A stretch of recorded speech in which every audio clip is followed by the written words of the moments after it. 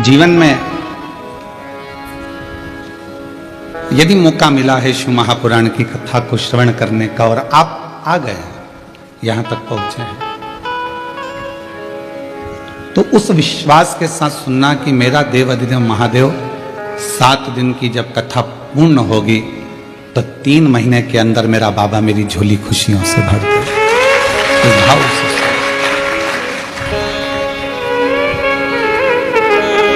क्योंकि शिव महापुराण का सबसे बड़ा क्रम है आपका विश्वास।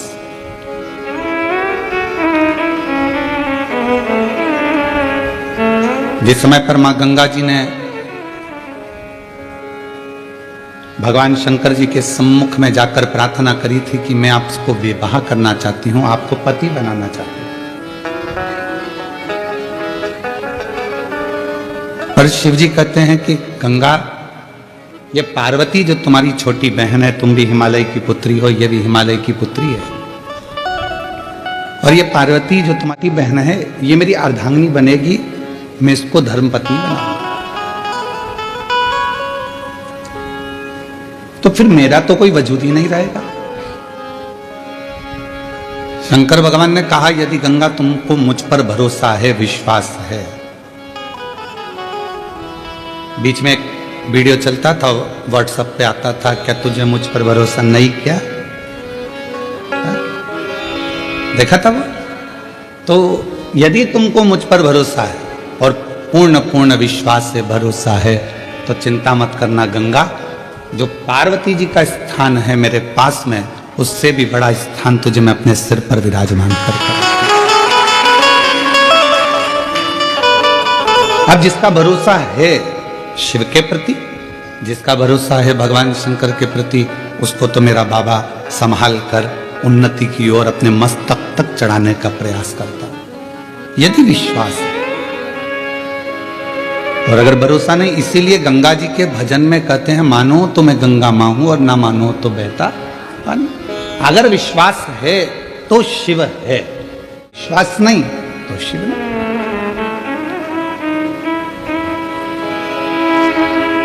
मेरे तुलसी बाबा जी ने तो शंकर भगवान को विश्वास ही कहा है कि आप विश्वास के साथ अगर शिव मंदिर में जा रहे हो, 1 लोटा जल समर्पित कर रहे हो, शंकर भगवान को 1 लोटा जल चढ़ा रहे हो, तो निश्चित है कि बाबा शिव आपकी मनोरथ, आपकी मनोकामना पूर्ण करेंगे।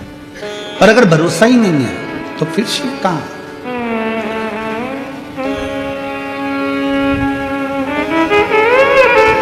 हमारी भारतीय सभ्यता में, भारतीय संस्कृति में, भारत के आनंद में, संस्कृति में, सभ्यता में,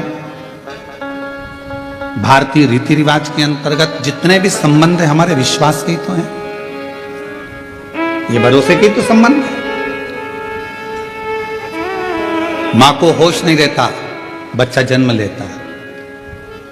पिता बाहर रहता, बच्चा जन्म लेता है। घर का कोई व्यक्ति भीतर नहीं रहता जब बच्चा जन्म लेता है, और डॉक्टर सिस्टर आकर तुम्हारी गोदी में बच्चे को दे देती है और कह देती है तुम्हारी औलाद है, और हम उसको औलाद मानते हैं।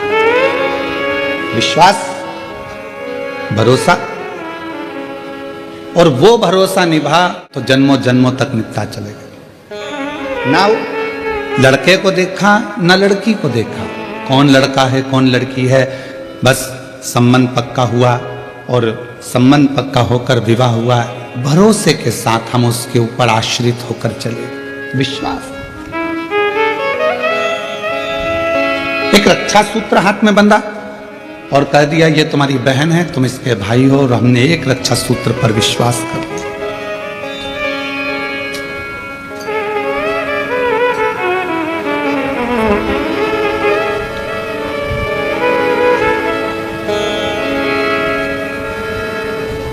अपने भरोसे को हमने दृढ़ करा, और जितना जितना भरोसे को आप दृढ़ करोगे, जितना जितना विश्वास को दृढ़ करोगे, उतना परमात्मा तुम्हारे करीब में आता जाए।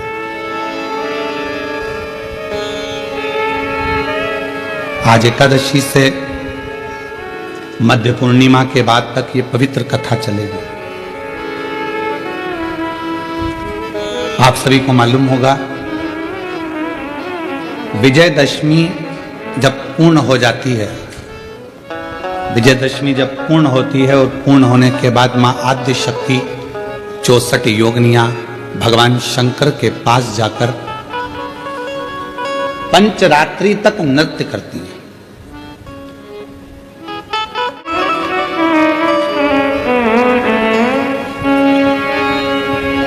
कई देवी धामों में, मां अंबा के मंदिरों में कहीं जगह पर एक कलश भराता है जिसको गर्भ कहते हैं, गरबा कहते हैं।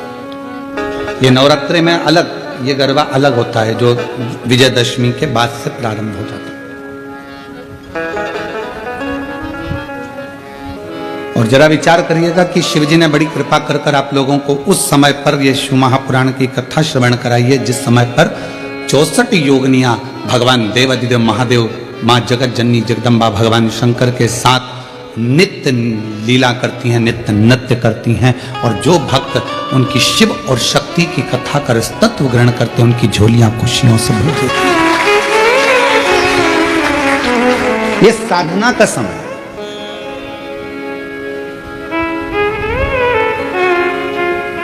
तुम्हारे पास में गाड़ी नहीं है, तुम्हें लोन से मिल जाएगी, जिसको चाहिए बता देना, कोई ना कोई बैंक से अपन बात करेंगे, लोन मिल जाएगा। आजकल तो बैंक आगे पीछे घूम रहे हैं, ले लो गाड़ी। अभी अभी दशहरा था, कितनी गाड़ी उठी, सब खुश हो रहे थे, सिर पे फेटा बांध बांध के गाड़ी दी गई। साहब हमने भी ली, हमने भी ली, हमने भी ली, ले तो ली, कब खींच के चली जाएगी मालूम नहीं पड़ेगा। लोन पे गाड़ी मिल सकती है, लोन पर मकान भी मिल सकता है, लोन पर जेवर भी मिल सकता है, लोन पर प्रॉपर्टी भी मिल सकती है, लोन पर आप फैक्ट्री भी डाल सकते हो, लोन पर आप बंगला भी बना सकते हो, पर लोन पर आप इज्जत प्राप्त नहीं कर सकते। इज्जत प्राप्त करने के लिए लोन नहीं मिलेगा, इज्जत प्राप्त करने के लिए तो स्वयं को कर्म करना पड़ेगा और श्रेष्ठ कर्म करना पड़ेगा। धन आ जाएगा, गाड़ी आ जाएगी, बंगला आ जाएगा, संपदा आ जाएगी, सब कुछ मिल जाएगा, पर इज्जत बनाना, इज्जत कमाना ये आपके हाथ में, आपके व्यवहार के हाथ में। इसलिए शिव महापुराण की कथा बीच बीच में वर्णन करती रहती है, मत बुरे कर्म कर बंदे वरना पछताएगा, भगवान की आंखों से तू बच नहीं पाएगा, तू बच नहीं पाएगा।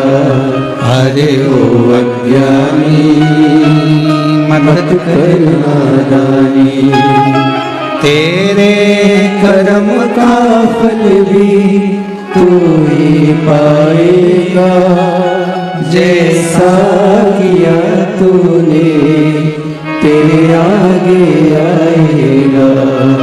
मत बुरे कर्म कर बंदे वरना पछताएगा, भगवान की आंखों से तू बच नहीं पाएगा, बच नहीं पाएगा। अरे ओ अज्ञानी मत कर नादानी, अरे ओ अज्ञानी मत कर नादानी। धन आ जाएगा, लोन पर गाड़ी आ जाएगी, लोन पर बंगला आ जाएगा, लोन पर जमीन मिल जाएगी, लोन पर जेवर बन जाएगा, लोन पर इज्जत लोन से नहीं आपके श्रेष्ठ कर्म से बनती है, अच्छे कर्म से बनती है। यह आपके ऊपर निर्भर करता है कि आप क्या करें।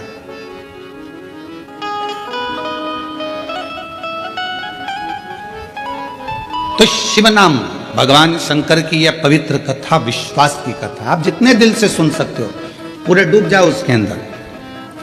7 दिन हमें मालूम है पहला दिन थोड़ा भारी निकलता है, क्योंकि ये जो तुम्हारा 1 बजे से 4 बजे तक का जो समय है, बर्तन वर्तन मांज के सबको खाना खिला के स्कूल भेज कर, ऑफिस भेज कर, ये समय तुम्हारा थोड़ी देर,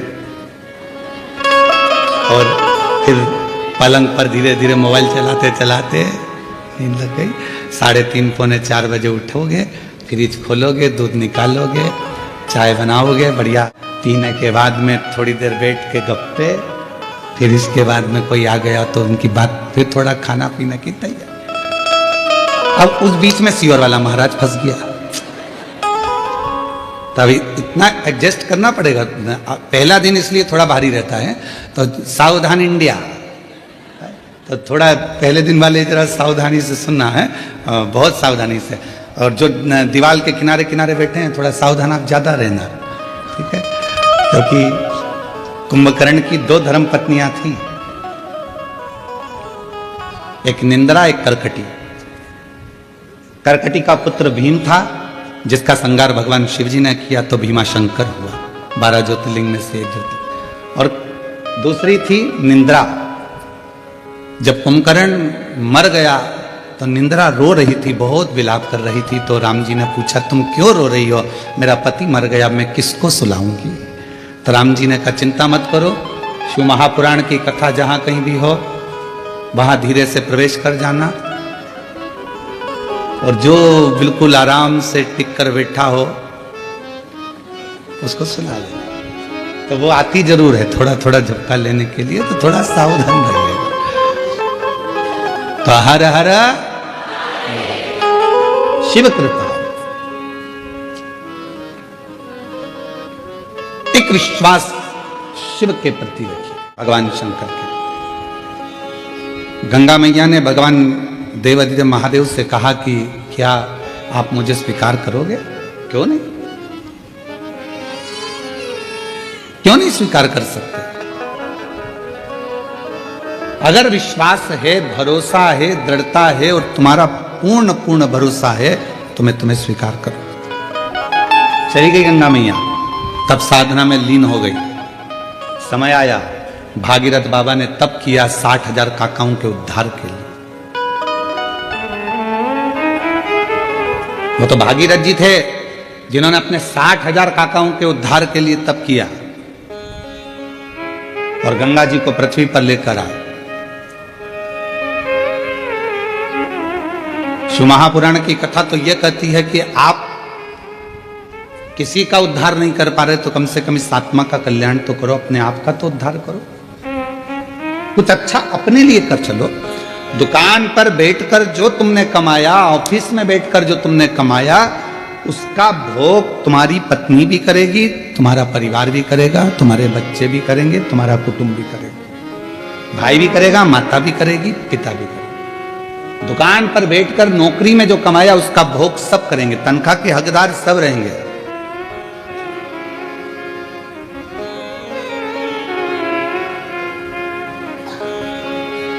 पहले के समय में चलता था नौकरी, एक करे नो खाए, उसको कहते थे नौकरी। फिर आई चाकरी, एक करे 4 खाए, चाकरी। आज के जमाने में चलती है तनख्वाह।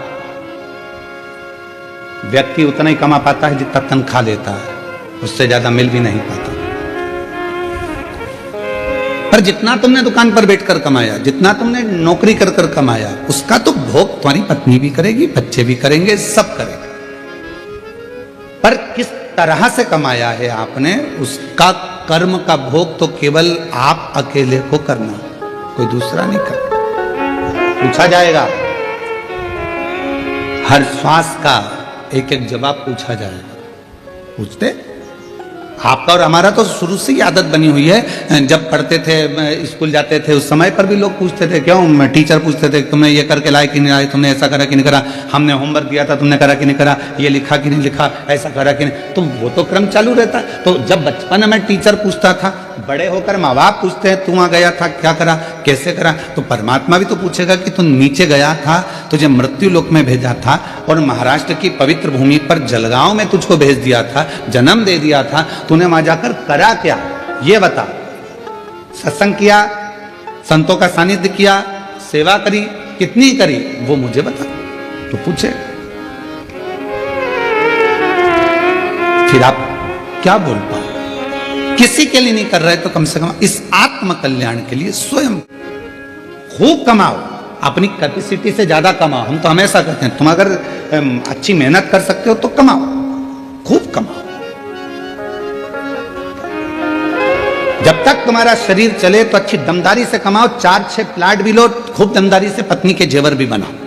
अगर दुकान अच्छी चले, नौकरी अच्छी चले तो पत्नी के जेवर भी बनाओ, मकान भी लो, प्लाट भी लो, जमीन भी लो, जायदाद भी लो, खूब कमाओ। पर एक बात याद रखना, तुम्हारी नौकरी चले तो तुम ये सब कुछ करो, पर उसी तरह तुम्हारा जब तक शरीर चले तब तक शंकर के मंदिर में जाकर एक लोटा जल भी चढ़ाते। शरीर नहीं चलेगा, दूसरे जाएंगे, हाथ जोड़कर कहेंगे हमारी उनकी तबीयत खराब है, एक लोटा जल चढ़ाकर कहेंगे उनको ठीक कर देना। दूसरा नहीं, अपना स्वयं का, स्वयं के काम आता है।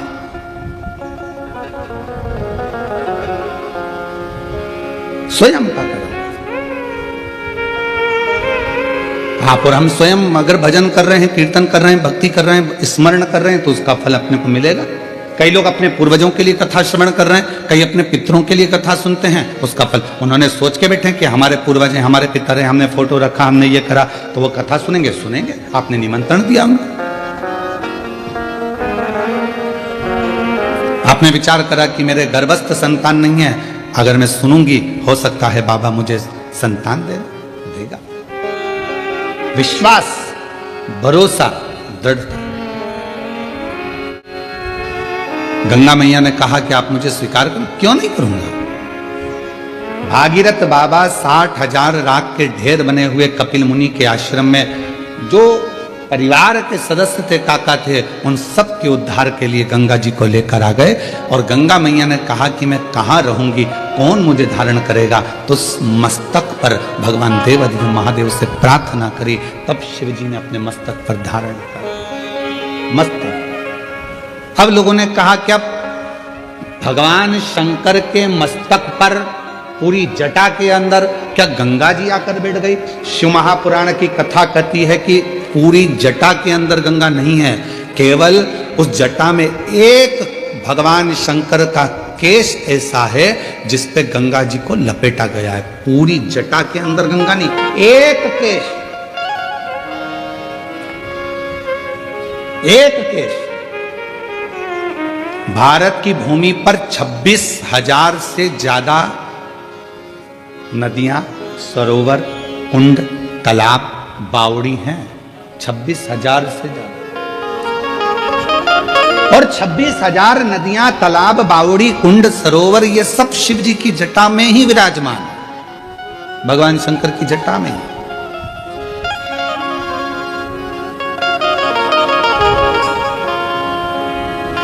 हमारे शास्त्र क्यों कहते हैं प्रदोष आई, लोग स्नान करने के लिए नदी, तालाब, कुंड, बावड़ी जा रहे हो, क्यों कहते हैं? हम कहते हैं गोदावरी नहाने के लिए जा रहे हैं, कृष्णा नदी नहाने के लिए जा रहे हैं, गंगा जी नहाने के लिए जा रहे हैं, सरयू जी नहाने के लिए जा रहे हैं, नर्मदा जी नहाने के लिए जा रहे हैं, क्षिप्रा जी नहाने के लिए जा रहे हैं। क्यों जा रहे हैं? क्यों?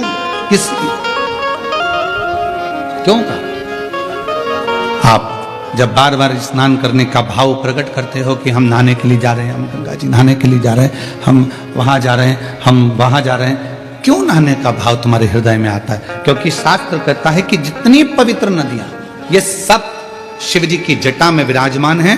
जब हम किसी पवित्र नदी में डुबकी लगाते हैं तो स्वयं शंकर की जटा में हम स्वयं जाकर विराजमान हो जाते हैं, शिव के मस्तक चढ़ना। और मैंने तेरे ही भरोसे बाबा, तेरे ही भरोसे हवा विच उड़ती जावांगी बाबा, डोर तो छड़ना कटी जाएगी। भोले मैं तेरी पत शंभु में तेरी पत हवा बिच उड़ती जावांगी बाबा, डोर तो छड़ना कटी जाएगी। भोले। तेरी पत जब हम अच्छा कर्म करें तो परमात्मा के करीब में, जब हम किसी पवित्र नदी में स्नान कर रहे हैं परमात्मा के करीब में, जब हम किसी पवित्र नदी के तट पर, कुंड के तट पर, बावड़ी के तट पर जा रहे हैं परमात्मा के करीब में, भगवान के नजदीक में, भगवान के पास।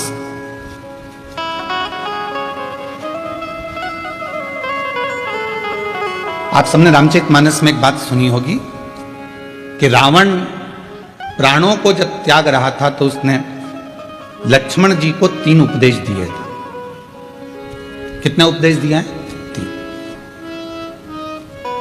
किसने भेजा था लक्ष्मण जी को रावण के पास? भगवान श्री राम। उसका सबसे पहला उपदेश कौन सा था?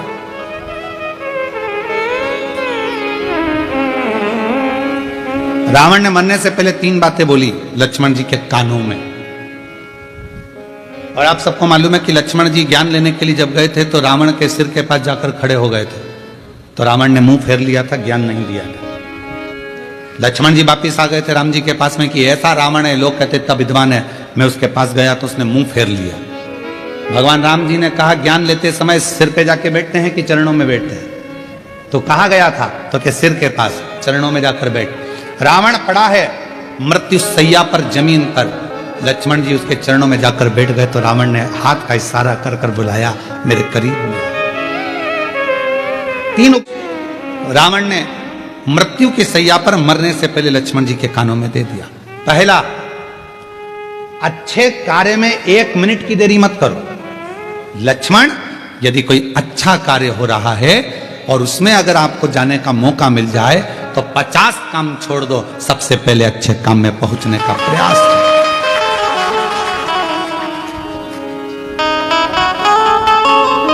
अच्छे काम में 1 मिनट की देरी मत करो।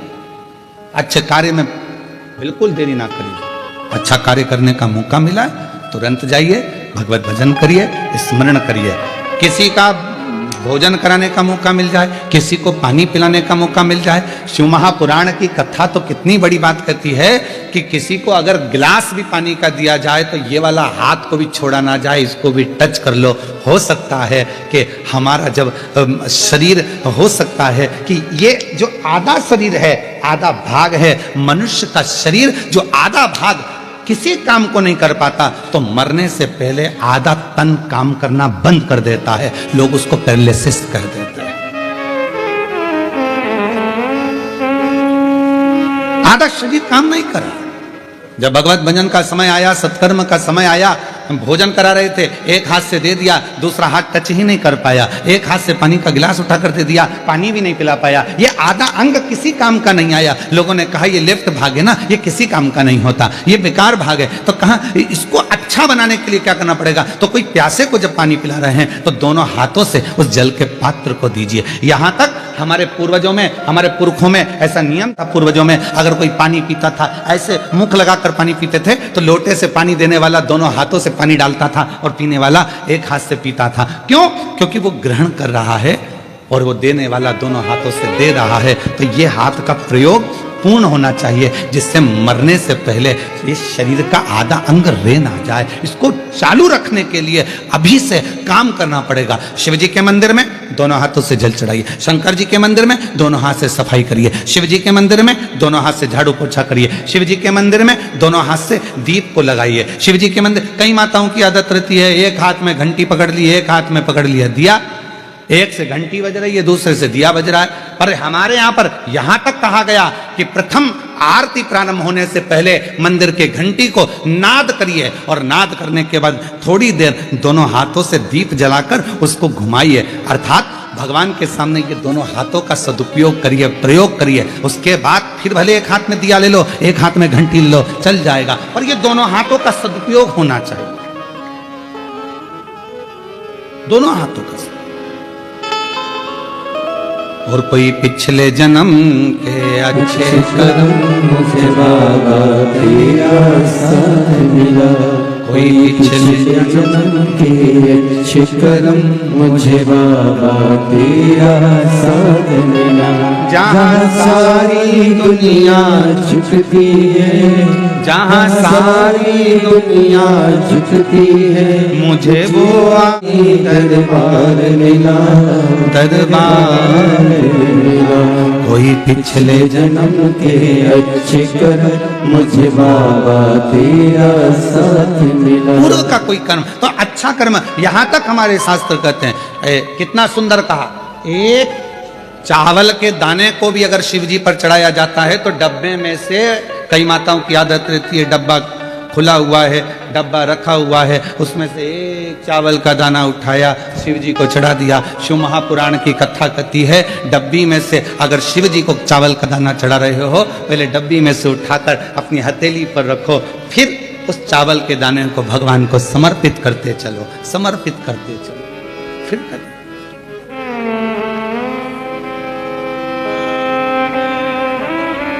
ये शरीर आधा ना रह जाए, आधा ना। बहुत सावधानी रखना पड़ती है महाराज। एक कथा आप लोगों ने श्रवण करी होगी।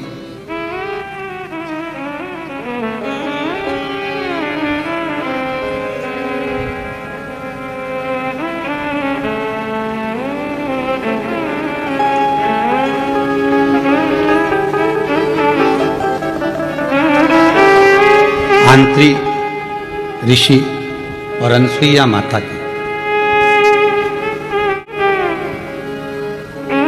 सबने सुनी है कथा। ब्रह्मा, विष्णु और महेश, इन तीनों के घर में बच्चे बने थे। सुनी है ना सबने, श्रीमद् भागवत में तीनों बच्चे। ब्रह्मा जी के अंश से स्वयं चंद्रदेव, भगवान विष्णु जी के अंश से स्वयं दत्तात्रेय, और भगवान देवादिदेव महादेव के अंश से दुर्वासा। सुनिए सबने कथा। अब यहां तक तो आपने कथा सुनी, पर शिव महापुराण में एक पवित्र कथा आती है दत्तात्रेय भगवान की बहन की।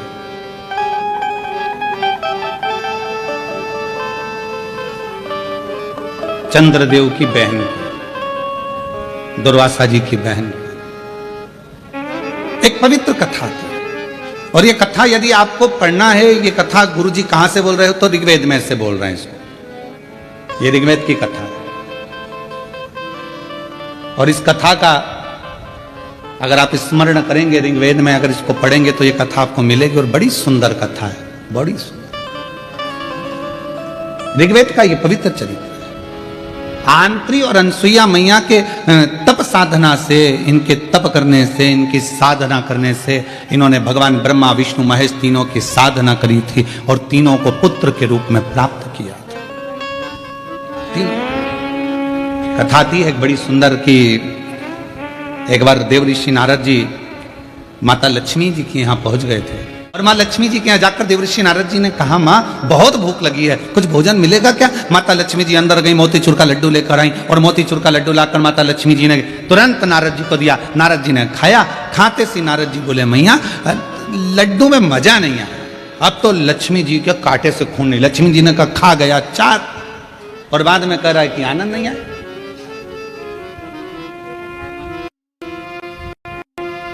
लक्ष्मी जी ने पूछा, ये लड्डू अच्छा नहीं बना? नहीं नहीं। तो फिर तेरा क्या पेट भरा? कहीं से खा के आया है तू? व्यक्ति का जब पेट भरा होता है तो उसको अच्छा नहीं लगता। तू कहीं से खा के आया? नारद जी बोले, मैया लक्ष्मी मैया लड्डू तो अनसुईया जी के घर के थे। क्या लड्डू थे? एक लड्डू खा लो और पूरा पेट भर लो। इतने में तो लक्ष्मी जी का हृदय जल गया कि मेरे घर का लड्डू बुरा और अनसुईया के घर का अच्छा। हम हमेशा अपनी व्यासपीठ से कहे हैं कि पतियों से निवेदन है, तुम्हारी पत्नी जैसा भोजन बनाए पेट भर कर खाओ, खूब तारीफ करो, भले रोटी कितनी भी जल जाए, पर तारीफ अच्छी करो। मिर्ची ज्यादा हो गई कोई बात नहीं, बोल दो तू जैसा बोलती है वैसी सब्जी बनी है। अब वो खुद खाएगी जब मालूम पड़ेगा कि मिर्ची तीखी हो गई है। बहुत बढ़िया, बाबा की कृपा। रोटी आई, भले वो रोटी कैसी भी हो, पर आज तो तूने पूरा भारत का गौरव बढ़ा दिया, पूरे भारत का। क्या जोरदार लेकर आई है, बहुत जोरदार।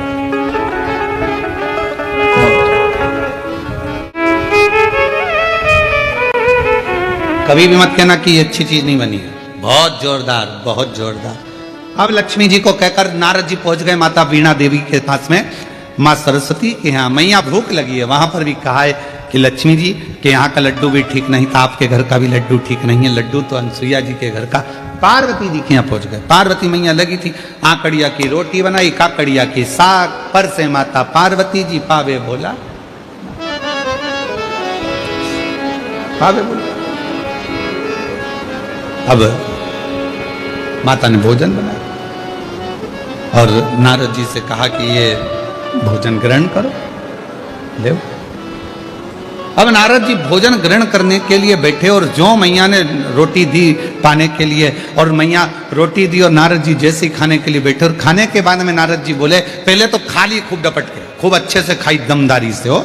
उसके बाद बोले, मैया क्या भोजन था अनसुईया जी के घर का, इतना शानदार भोजन, पूछो मत,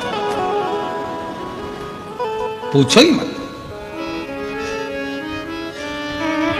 दुनिया के लोगों की आदत रहती है, शादी वाले के यहां जाते हैं, खूब डपट के खाते हैं, फिर भी चलते चलते कहते पानी पूरी का पानी अच्छा नहीं था, चलते चलते।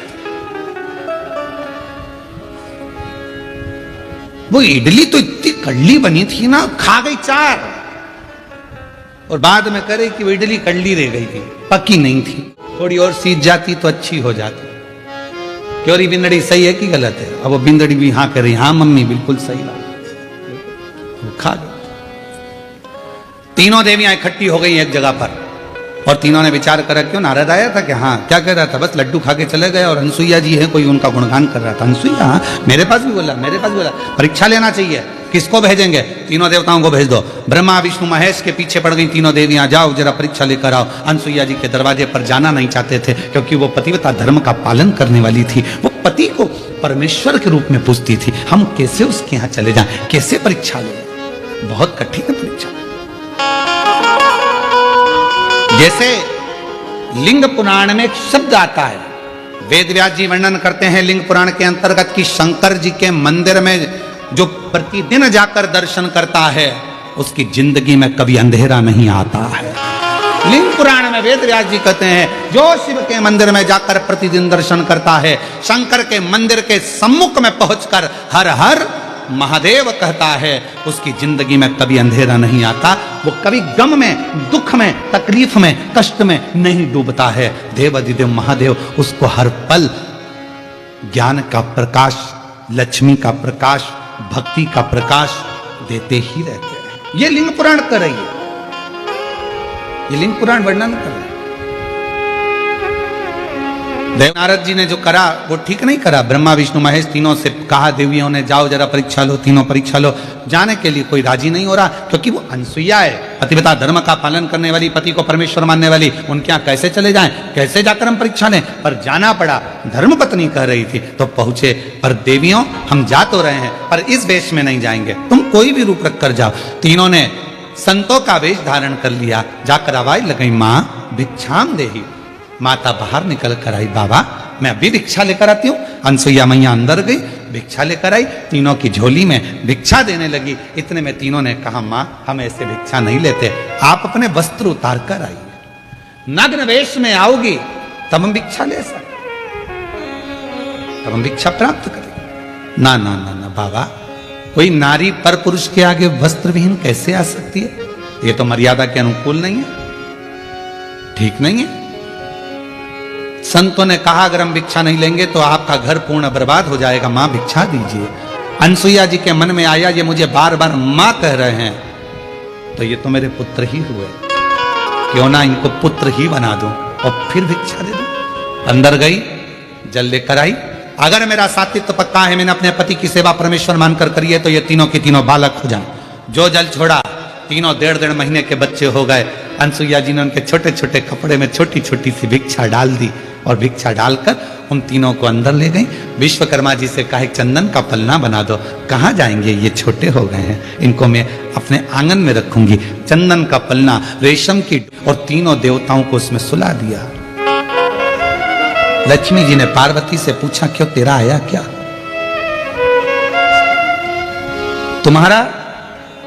तुम्हारा 8 दिन निकल गए, पता ठिकाना नहीं। अब इनके तो 8 दिन निकल गए, इधर अंतरिक्षी आ गए। अंतरिक्षी ने आते से अनसुईया जी को देखा, ये 3-3 बच्चे घर में आंगन में झूल रहे हैं। अंतरिक्षी ने पूछ लिया, अनसुईया किनके बच्चे हैं? अनसुईया जी बोली, अपने। अंतरिक्षी बोले, अभी स्नान करने गया था तो एक भी नहीं था। अनसुईया जी बोली, भोलेनाथ देते हैं तो छप्पर फाड़ कर देते हैं। ये उनकी उदार सारी कथा सुनाती अनसुईया जी ने अंतरिक्षी को। अंतरिक्षी खुश हो गए, जो नेत्र बंद कर देखा तो ये तो मेरे 3 देवता, और ये तीनों ही मेरे घर में आ गए।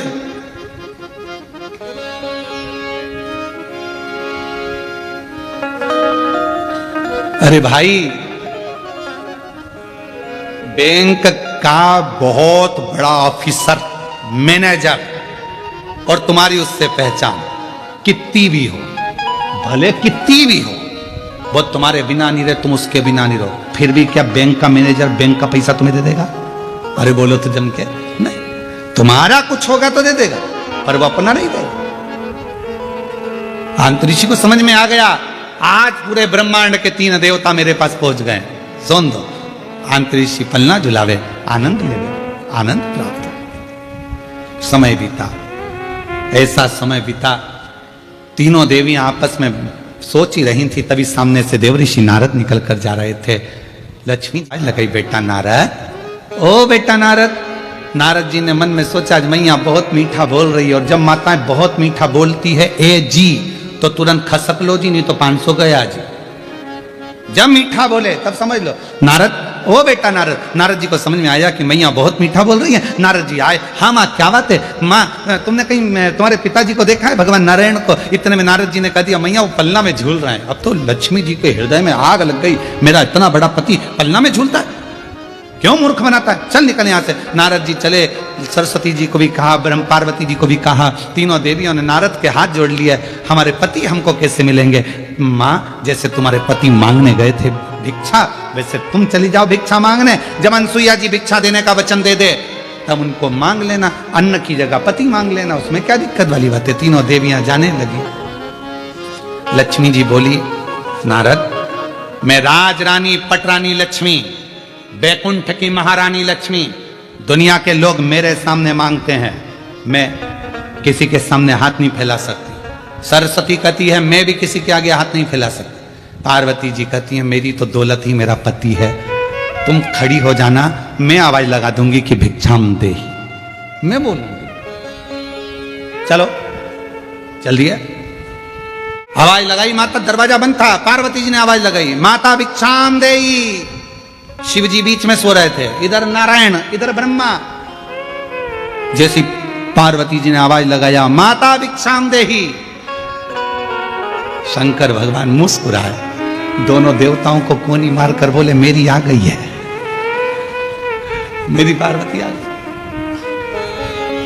भगवान नारायण ब्रह्मा जी बोले, अकेले नहीं जाओगे, अभी नहीं जाना।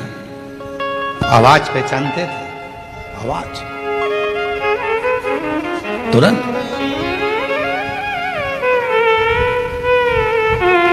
अनसुईया जी ने दरवाजा खोला, 3 देवियों को देखा, क्या बात है? माता भिक्षा चाहिए। क्या चाहिए भिक्षा में? जो पलने में सो रहे हैं वो हमारे स्वामी हैं, हमको दे दीजिए। वो तुम्हारे स्वामी है? हाँ, अगर वो तुम्हारे स्वामी है तो मैं तुम्हारी सास हूं। थोड़ी देर में अंतरिक्षी आए, अंतरिक्षी ने पूछा, अनसुईया कौन? अनसुईया जी बोली, ये तुम्हारी बहुएं हैं। बहुओं से कहा, जाओ ससुर के पांव छुओ। जो पांव छुए तो अंतरिक्षी ने अनसुईया का हाथ पकड़कर एक साइड ले जाकर कहा, पागल हो गई है, बेटे इतने से बहू लिया 7-7 हाथ की, ये क्या कर रही है? इतना सा बेटा और बहू 7 हाथ की, तो नहीं बड़ी?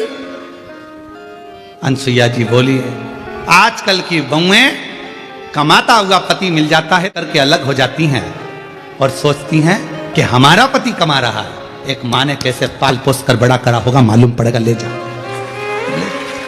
अब तुम पालो, तुम पोसो अपने पति को, तब मालूम पड़ेगा कि एक माँ किस तरह से अपने बच्चे को बड़ा करती है। ले जाओ उठा के। अब पार्वती जी लक्ष्मी जी से पूछी कि इन 3 में से मेरा है कौन सा? हर माल 2 रुपया। अब समझ में भी तो आना चाहिए कि इसमें है कौन सा।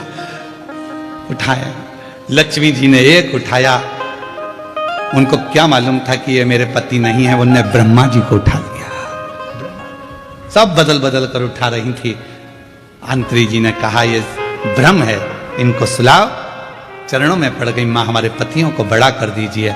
हाथ में जल लिया, अगर मेरा साथित्व पक्का है, मैंने अपने पति की सेवा परमेश्वर मानकर करी है, तीनों बड़े हो जाएं। तीनों बड़े हो गए, तीनों देवियों के साथ जाने लगे तो अनसुईया जी रोने लगी। ये चले जाएंगे तो हमारी गोद सुनी हो जाएगी, इस गोदी में कोई तो रहना चाहिए। ब्रह्मा जी ने अपने अंश से चंद्रदेव को प्रकट कर दिया। भगवान विष्णु ने अपने अंश से दत्तात्रेय भगवान को प्रकट कर दिया। और भगवान शंकर जी ने दुर्वासा बाबा को प्रकट कर, मां ये 3 पुत्र तेरे इसी संसार में भव सागर से उबारने के लिए रहे। तीनों देव चले गए। समय आया। एक दिन, अब आइए ऋग्वेद की कथा। अनसुईया जी बैठी हुई थी और मां अनसुईया जी ने कहा अंतरिक्षी से, मेरे 3 पुत्र हैं पर मेरे घर पुत्री नहीं,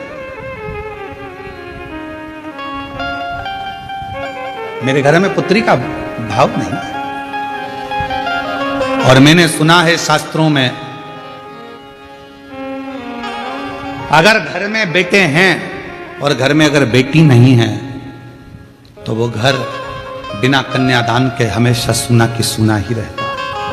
कन्यादान के लिए बेटी का होना जरूरी है, बिना बेटी के कन्यादान सुना है। आप दुनिया का सारा दान कर लो, अन्न दान कर लो, वस्त्र दान कर लो, मुद्रा दान कर लो, स्वर्ण दान कर लो, भूमि दान कर लो, गौ दान कर लो, सारे दुनिया के दान कर लीजिए। अगर आपने जिंदगी में कन्यादान नहीं करा तो आपकी जिंदगी में सब, कहते हैं कुंभी पाक नरक में एक नरक का सिरा ऐसा होता है जिस नरक के सिरे को पार करने के लिए बेटी का कन्यादान करना जरूरी होता है। इसलिए हम शिव महापुराण की कथा में हर पल हर घड़ी बेटियों को संकल्प दिलाते रहते हैं, बेटियों से कहते रहते हैं तुम कितनी भी अच्छी पढ़ाई करो, कितने भी अच्छे कॉलेज में रहो, कितनी भी अच्छी एजुकेशन करिए, कितनी भी अच्छी नौकरी करिए, कितने भी तुम्हारे दोस्त बन जाए, पर मेरा बेटियों से हमेशा निवेदन रहा है और आज भी ऑनलाइन शिव महापुराण की कथा जो जलगांव से चल रही है, आप सब बेटियों से निवेदन करूंगा कि निवेदन है अपने माँ बाप को कन्यादान का मौका जरूर देना, किसी एरे घेरे खेरे के साथ ना जाना, अपने माँ बाप को कन्यादान का मौका दीजिए। बहुत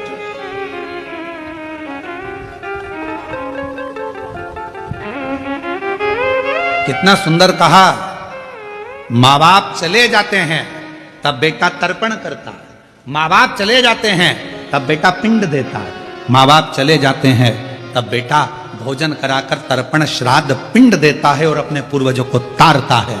पर बेटी, जिस दिन माँ बाप अपनी बेटी का कन्यादान जीते जी कर देते हैं, उसी पल उसी घड़ी माँ बाप को नरक नहीं जाना पड़ता। फिर बेटा पिंड दे तो ठीक, तर्पण करे तो ठीक, तिलांजलि करे तो ठीक, माता पिता बैकुंठ का पथ जाते ही। एक बेटी का, पर आजकल की उल्टी रीति है, बेटा हो जाए तो मां खुश और बेटी हो जाए तो चेहरा उतर जाता। चाय की जो केतली होती है ना, केतली तुम्हारे क्या बोलते, डोलची केतली क्या होती है, जब वो बहू हॉस्पिटल में रहती है तो घर की जो लेडी से रहती हैं तो वहाँ हॉस्पिटल ले लेकर रोज 2-3 दिन तक जाती हैं। दूध की केतली, डंगल क्या बोलते हैं, केतली बोलते हैं ना, और ऐसी रहती है, उसमें कड़ी लगी रहती है नीचे, उसको हिलती रहती है। अब आजकल वैसी नहीं रही तो इतना लंबा थर्मस हो गया, उसमें भी लटकता रहता है। तुम देखना अगर घर में बेटा हो जाए ना तो जो केटली आती है ना उसकी केटली बहुत हिलती है और थर्मस बहुत हिलता है। सिर पे पल्लू भी छोड़ा हुआ है, बेटा हुआ है, दादी बन गई, दादी बन गई, और हॉस्पिटल से सीधी बिना पल्लू हिले नॉन स्टॉप केटली भी बिना हिले जा रही है, तो पूछने की जरूरत नहीं है कि लड़का हुआ कि लड़की, समझ में आ जाएगा लड़की हुई है। ना केटली हिली ना मुंडा हिला, छोड़ी चली जा बोली। पर कौन समझाए कि बेटे से ज्यादा अगर बेटी एक घर में जन्म ले लेती है, बेटा एक कुल को तारता है और बेटी 2 कुल को तार देती है। आज जितनी माताएं बैठी हैं, आप सब कथा श्रवण कर रही हो, जरा विचार करिएगा, ससुराल की 71 पीढ़ी और मायके की 71 पीढ़ी। एक नारी जब शिव महापुराण की कथा श्रवण करती है, शंकर जी पे 1 लोटा जल चढ़ाती है, तो उसका आधा एक नारी का क्योंकि पुरुष का 1 गोत्र होता है। पुरुष के कितने गोत्र होते हैं? 1। पर लड़की के कितने गोत्र होते हैं? 2। कुंवारी रहती है तब पापा का गोत्र, ब्याह हो गया तो माँ का गोत्र। तो ईमानदारी से बोलो, क्या तुम्हारा वो माँ बाप का जो गोत्र है वो तुमसे छूट गया क्या? नहीं छूटा, छूटा नहीं है। तो वो गोत्र कहां काम आता है? जब नारी पूजन करती है, व्रत करती है, आराधना करती है, साधना करती है, शिव महापुराण की कथा श्रवण करती है, तब उसका पुण्य 2 भाग में बढ़ जाता है, आधा उसके मायके के, आधा उसके ससुराल के, दोनों के भाग से, दोनों 71 उसकी भी पार कर दी, 71 इसकी भी पार कर दी। एक बेटी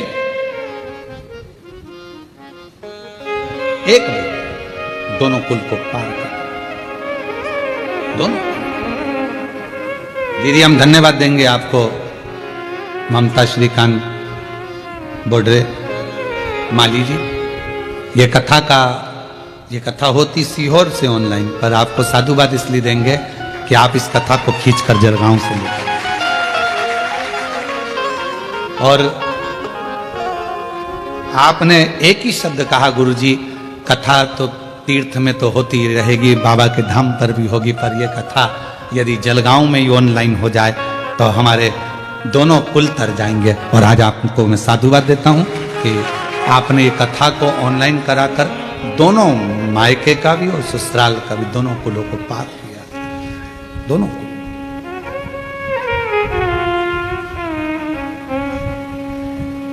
और कोई पिछले जन्म के अच्छे कर्म मुझे बाबा तेरा साथ मिला, कोई पिछले जन्म के अच्छे कर्म मुझे बाबा तेरा साथ मिला। जहाँ सारी दुनिया झुकती है, जहाँ सारी दुनिया झुकती है, मुझे वो वाली दरबार मिला, दरबार कोई पिछले जन्म के अच्छे कर्म मुझे बाबा तेरा साथ मिला, कोई पिछले जन्म के अच्छे कर्म मुझे बाबा तेरा साथ। कोई पूर्व का हमारा, तुम मेरी जीजियों से, मेरी बेटियों से, जितने ऑनलाइन कथा को सुन रहे हैं आस्था चैनल पर, फेसबुक यूट्यूब पर, जो लाखों शिव भक्त इस कथा को श्रवण कर रहे हैं, और जितने जलगांव के वासी हैं जो ऑनलाइन कथा को श्रवण कर रहे हैं, साधुता दूंगा, एक घर में बेटी का होना बहुत जरूरी है, बेटी का होना जरूरी। और अगर बेटी नहीं हो तुम्हारे परिवार में, तुम्हारे कुटुंब में, कोई बेटी किसी के यहां 2-3 हो, तो उससे कह दो एक बेटी को मैं पढ़ाऊंगी, मैं पढ़ाऊंगी इस बेटी को, इसका पढ़ाई का खर्चा मैं उठाऊंगी, कॉलेज में पढ़ाऊंगी, इसको पैसे मैं दूंगी, और कन्यादान भी, कन्यादान एक मौका कन्यादान का मिले। और बेटियों से निवेदन है, अपने माँ बाप को तुम खूब पढ़ो, खूब खूब उन्नति करो, खूब आगे बढ़ो, पर एक निवेदन है, अपने माँ बाप को कन्यादान का मौका जरूर, कन्यादान बहुत जरूरी है। कन्यादान, अनसुईया जी ने कहा कि आंतरी बाबा मेरे घर में बेटी नहीं और मेरे बेटे ये चले जाएंगे, तो बेटी का होना जरूरी है, बेटी का। तब अनसुईया जी के भाग्य में बेटी का सुख नहीं था, आंतरी ऋषि ने कह दिया कि तुम्हारे यहाँ बेटी का सुख नहीं, ये देवता भी आए हैं, तुम्हारे पुत्र बनकर, बेटे बनकर आए हैं, बेटी का सुख तुम्हारे यहाँ। पर मानी नहीं, मानी नहीं। समय आया, अनसुईया जी के घर में एक बेटी का प्रागट्य हुआ। ऋग्वेद कह रहा है एक बेटी का प्रागट्य। उस बेटी का नाम रखा अपाला। क्या नाम था? अपाला। कोई तुमसे पूछे कि दत्तात्रेय भगवान की बहन का नाम क्या है, तो क्या बताओगे? अपाला। कोई तुमसे पूछे चंद्रदेव की बहन का नाम क्या है? अपाला। कोई तुमसे पूछे दुर्वासा जी की बहन का नाम क्या है? एक बेटी ने जन्म लिया, उसका नाम था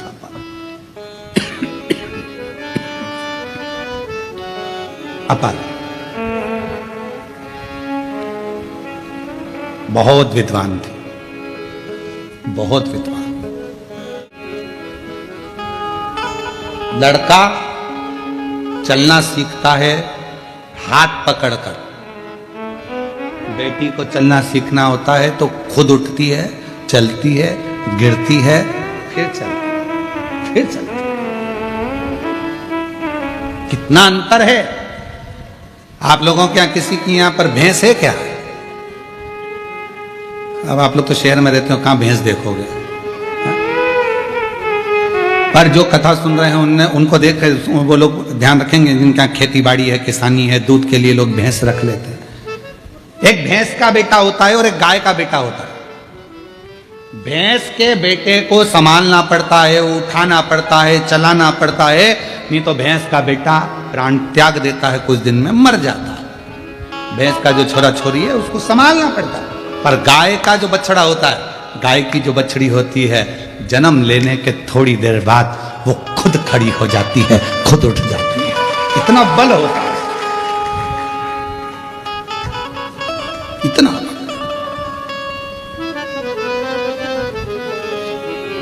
और शंभु शरण मांगू घड़ी दुख काटो दया करीने दर्शन आपो शंभु शरण मांगो घड़ी दुख काटो दया करीने दर्शन आपो। अपाला बहुत विद्वान थी बाल्यावस्था से, पर एक कमी थी अपाला में कि वो जन्म से ही चर्म रोग से ग्रसित हो गई।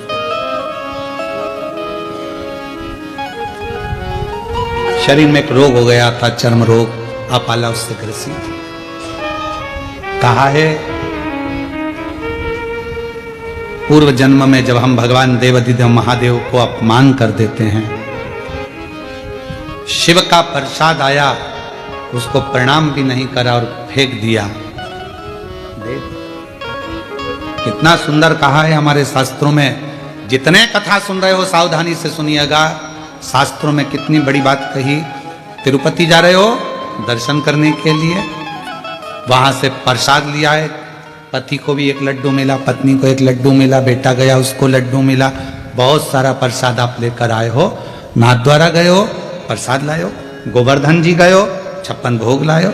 दर्शन करने गए हो, वहां से लड्डू का पैकेट लाए हो। शिरडी गए, त्र्यंबक गए, जहां जहां गए वहां से प्रसाद लेकर आए हो।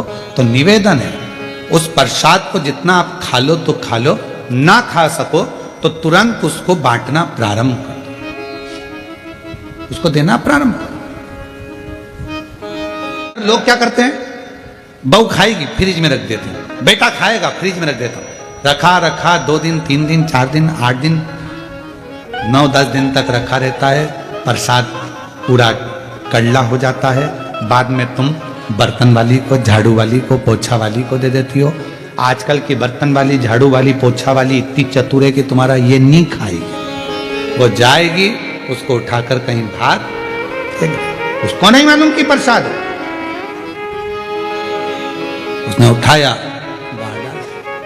पड़ा, पांव में आया, लात में आया। बाद में वो प्रसाद का दोष किसको लगा? जो लेकर आया। जिसने फेंका उसको नहीं, जो लाया था दोष उसको लगा। तुमने तो गाय दान करी, और वो गाय अगर दुख पाएगी तो दोष किसको लगेगा? जिसने गौदान करी। तुमने कन्यादान करा, कन्या को दुख आया तो दोष किसको लगेगा? जिसने कन्यादान करा। तुमने तो भिखारी के कटोरे में पैसा दिया उसके भोजन के लिए, उसने मदिरा में लगा दिया, मांसाहार में लगा दिया, जुए में लगा दिया। दुख किसको होगा? जिसने दान किया।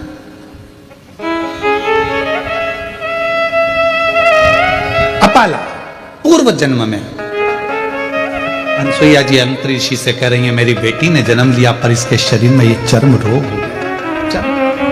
इसका शरीर ऐसा, इसका शरीर ऐसा हो गया। कहा, आंतरी ऋषि हाथ जोड़कर बोले, ए अनसुईया, पूर्व जन्म में अपाला जिसने शिव जी का अपमान करा था, शंकर भगवान का यदि अपमान, भगवान की निंदा, शिव जी के लिए अपशब्द जब हमारे मुख से निकलता है तो शरीर रोगीला जन्म ले लेता है।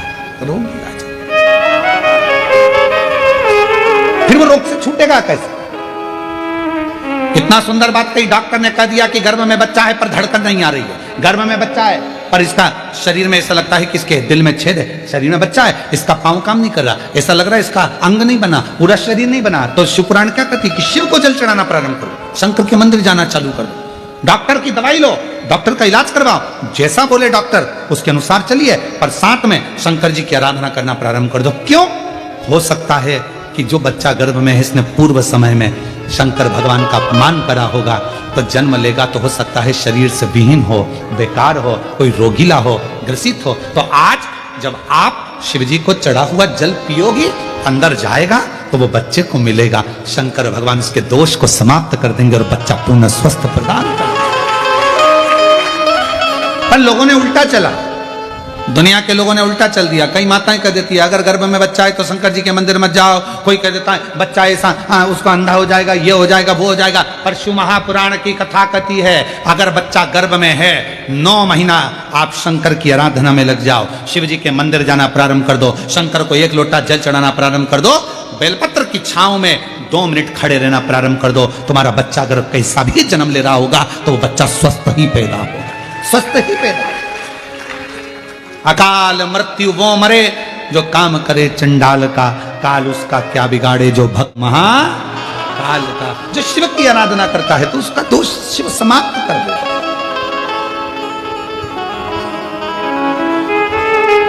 पूछा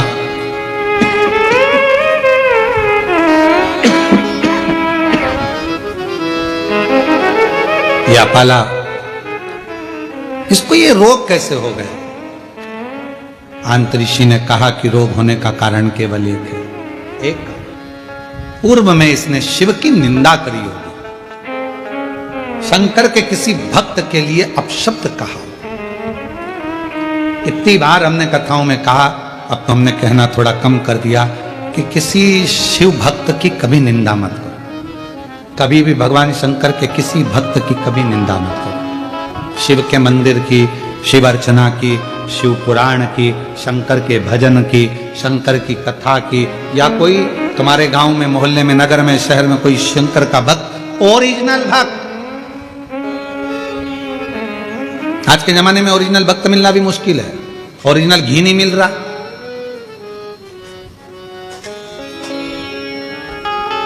ओरिजिनल चाय की पत्ती नहीं मिल रही, ओरिजिनल सब्जी नहीं मिल रही, तो ओरिजिनल गुरु मिले कहां से, ओरिजिनल भक्त मिले कहां से?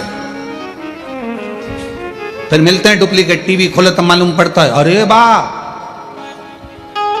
इतने बड़े, और इन्होंने ऐसा कर दिया, तब समझ में आता है ओरिजिनल ढूंढ ही नहीं पाए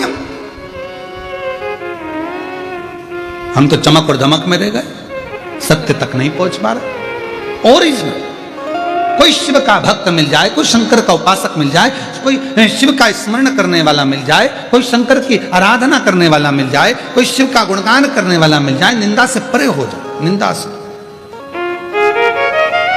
निंदा से। देवादिदेव महादेव का पवित्र चरित्र का नाम।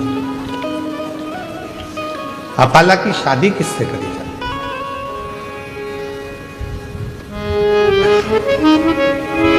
शरीर में रोग है, चर्म रोग है, कोई वर नहीं मिलता, कोई लड़का नहीं मिलता। कहा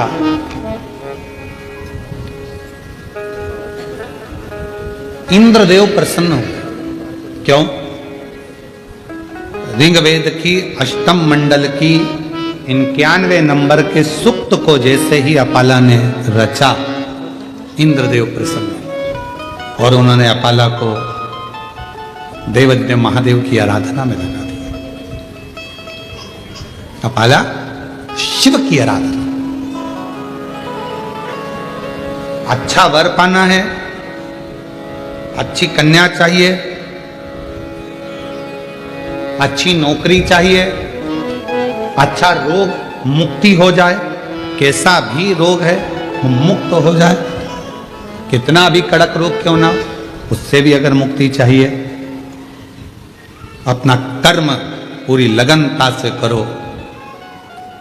मुक्ति के लिए डॉक्टर को भी जांचे कराओ, दिखाओ, और साथ में शिव जी की आराधना, शंकर की आराधना। ऐसा कोई बता दो जिसको शिव जी ने नहीं दिया। भगवान राम जी को लंका का राज्य दे दिया,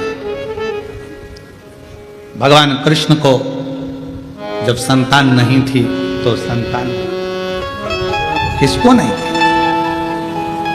और तेरी कृपा का क्या है भरोसा, कब किस पर हो जाए जरा सी हम पर कर दो, जरा सी हम पर कर दो। तेरी कृपा का क्या है भरोसा, कब किस पर हो जाए जरा सी हम पर कर दो, जरा सी हम पर कर दो। जिस पर भी हो गई तेरी कृपा करुणा हो भव पार हुआ, भव पार हुआ। पापी हो चाहे जितना उसका भी बाबा उद्धार हुआ, उद्धार हुआ। गिद्ध अजामिल गणिका जैसे तेरे मन को भाए जरा सी हम पर कर दो, जरा सी हम पर कर दो। तेरी कृपा का क्या है भरोसा, कब पर हो जाए जरा सी हम पर कर दो, जरा सी हम पर कर दो। अपाला ने शिव जी की आराधना प्रारंभ की।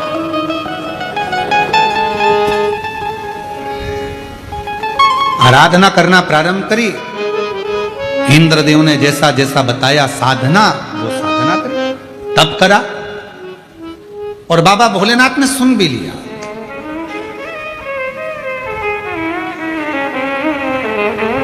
एक कृशाश्व नाम के ऋषि हुए जो आंतरिक ऋषि के आश्रम में आए भ्रमण करते। और कृशाश्व नाम के ऋषि जब अंत ऋषि के आश्रम में आ गए, विराम किए, विश्राम किए, देखा 2 दिवस तक जब निवास किया और निवास करने के बाद देखा अपाला को, तो सुंदर तो थी, बस चर्म रोग था शरीर में, सुंदर बहुत थी।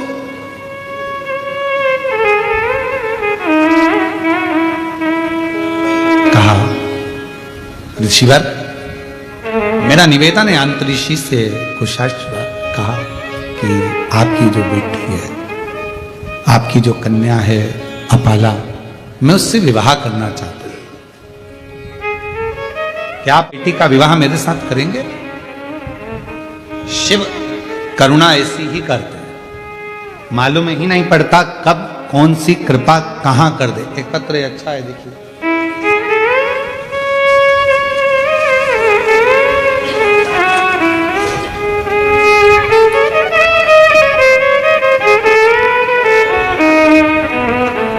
मनीषा राजेश पाटिल जलगांव से हैं। मैंने इससे पहले भी 2 बार पत्र भेजा था, पर हमारा पत्र पढ़ नहीं पाए, क्योंकि हॉट सीट पे जाना सरल है पर व्यासपीठ के पास आना कठिन है।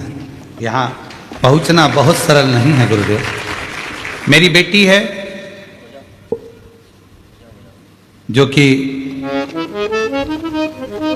नौकरी की तैयारी कर रही थी, पर नौकरी, आप ही हैं, कौन खड़े हैं, आप ही मां, प्रणाम। बेटी का नौकरी नहीं लग रहा था, कई वर्ष हो गए उसको, पर नौकरी नहीं लगा। तब वो हिम्मत हार गई। 2 साल, 3 साल, 4 साल, 5 साल निकलते चले गए, आखिरी में नौकरी नहीं लगी तो हिम्मत हार गई।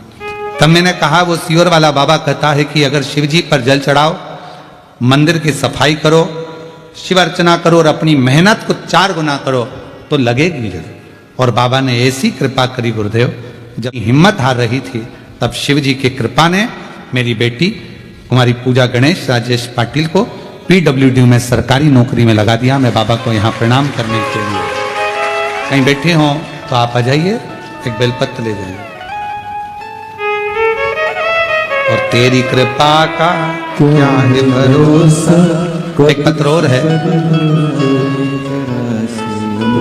मैं रत्ना समाधान मनोरे, कहीं बैठी हो तो हाथ हिलाएंगे, आप ही हैं। मैं रहने वाली वसुंबा जलगांव महाराष्ट्र की हूं। पशुपतिनाथ के व्रत का वर्णन करना चाहती हूं। गुरुदेव, मेरी बहू के शादी को कई वर्ष हो गए पर संतान का सुख नहीं हुआ। तब सब लोग अपशब्द कहते थे, कोई कुछ कहता बच्चा नहीं होगा, बांझ रहेगी, संतान नहीं होगी, इसको औलाद नहीं होगी। तब आखिरी में पशुपतिनाथ का व्रत करना, 16 सोमवार का व्रत करना प्रारंभ करा। जो आपकी विधि है उसके अनुसार सफेद आंकड़े की जड़ का प्रयोग किया और बाबा ने ऐसी कृपा कर दी कि मेरी बहू के घर में बेटा हो गया। मैं बाबा को प्रणाम करने के लिए अपाला शिव की साधना से कुशाश्व के साथ में उसका विवाह हो गया। कुशाश्व के साथ में परिणा गई। अब जरा विचार करिए कि शरीर में चर्म रोग हो और विवाह हो जाना कितना कठिन है, पर उसकी कृपा जब होती है सब कार्य अपने आप होने लगते। अपने सोचो नहीं वो भी हो जाए तो समझ लो शंकर जी की बड़ी उदारता है, शिव जी की बड़ी कृपा है। जो सोचा नहीं तो भी हो गया। आप में से कई माताएं भाई ऐसे होंगे जिन्होंने सोचा ही नहीं होगा कि हम क्या इतने करीब में बैठकर शिव महापुराण की कथा सुन लेंगे। तो ये तो उसकी उदारता हो जाए तो समझ लो कृपा। सोचा ही नहीं तो भी हो रहा है। प्रभु आपकी कृपा से सब काम हो रहा है। करते हो भोले बाबा, मेरा नाम हो रहा है। भोले आपकी कृपा से सब काम हो रहा है। सोचा ही नहीं तो भी हो रहा। अपाला का विवाह हो गया, चली गई विवाह कर कर अपने पति के गांव घर, पर शरीर में रोग और बढ़ता चले गया। चर्म रोग इतना बढ़ गया कि शरीर में गंध आने लगी। पति ने ले जाकर उसको जंगल में छोड़ दिया।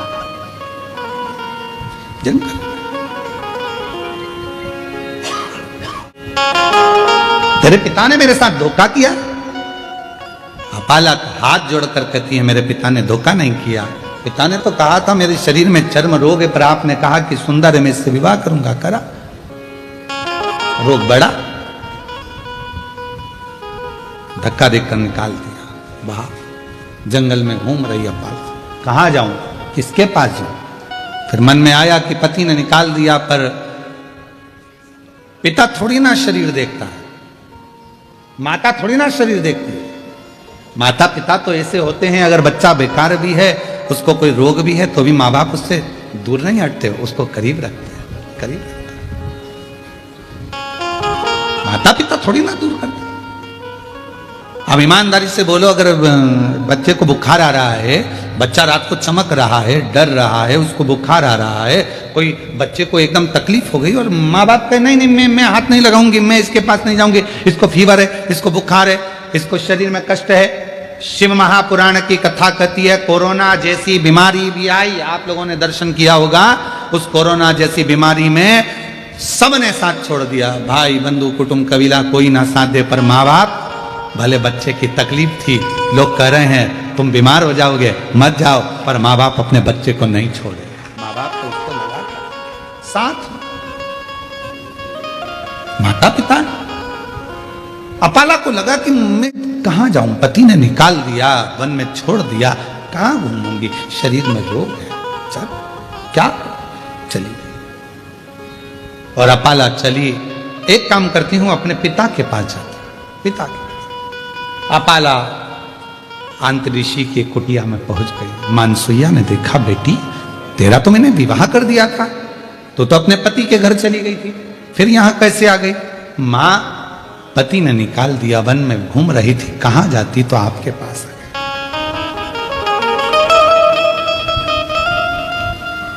मेरी जीजियों, मायका मां से होता है। मायका शब्द ही मां से जुड़ा हुआ है। मां ने तुरंत कहा क्यों चिंता करती है, यहां रहे।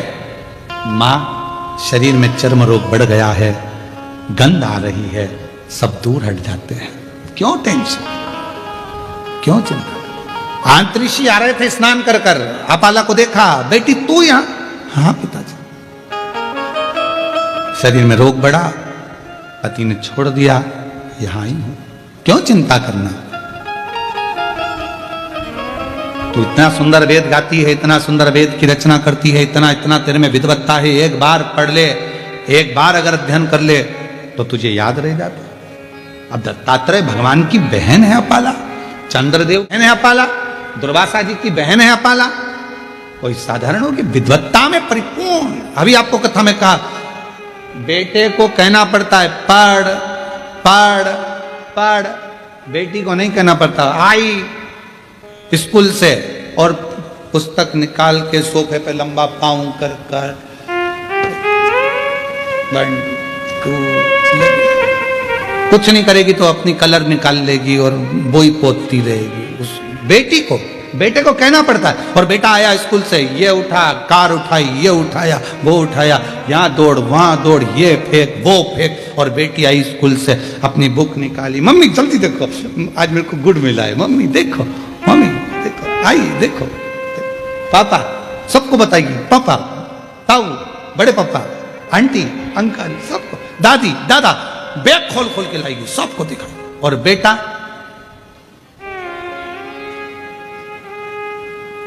मम्मा का मोबाइल लेकर बैठा, पापा का पेन लेकर बैठा, पर बेटी उसको नहीं कहा जाता कि तू कुछ कर। इतनी विद्वान थी अपाला, विद्वत्ता में परिपूर्ण। वेद की ऋचा जब बना सकती है, वेद की जब ऋचा को तैयार कर सकती है, सुक्त तैयार कर सकती है, तो वो साधारण नहीं हो सकती, साधारण। अब अंतरी ऋषि ने देखा कि बेटी का शरीर बहुत बिगड़ रहा, रोग बहुत ज्यादा हो गया, चर्म रोग बहुत ज्यादा फैल गया, क्या करूं? तब अंतरी ऋषि ने कहा कि बेटी, क्या तूने, इंद्रदेव ने कहा था तो तूने क्या शंकर भगवान की साधना नहीं करी? करी, मैंने तब करा, साधना करी, उसी से तो मेरा विवाह हुआ था। फिर ये शरीर में रोग। आखिरी में इंद्रदेव स्वयं कैलाश पर्वत की ओर चले गए, अपाला को देखकर कि इसका शरीर बिगड़ रहा, शरीर बिगड़ रहा।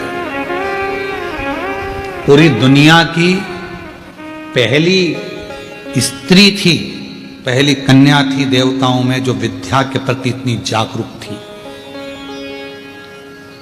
आज के जमाने में लोग बेटियों को पढ़ाने से पहले विचार करते हैं कि पढ़ाएं ना पढ़ाएं, इतनी पढ़ ली बहुत है।